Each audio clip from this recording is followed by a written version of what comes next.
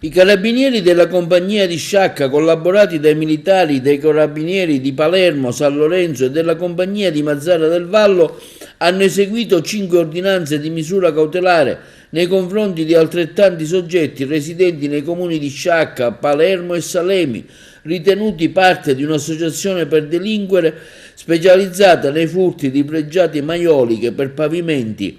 prodotte tra la fine dell'Ottocento e l'inizio del Novecento da diverse scuole siciliane di ceramica. L'attività investigativa è stata diretta dalla Procura della Repubblica di Sciacca e parte con le mosse dell'arresto a Sambuca di Sicilia da parte della locale stazione dei Carabinieri di alcuni appartenenti al gruppo criminale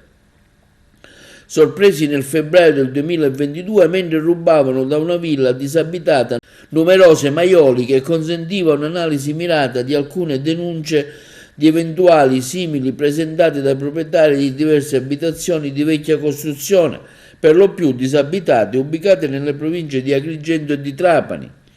Le indagini, al cui positivo esito contribuiva il Nucleo Carabinieri Tutela Patrimonio Artistico di Palermo, culminavano nella prima fase con diverse perquisizioni e con il ritrovamento di diverse decine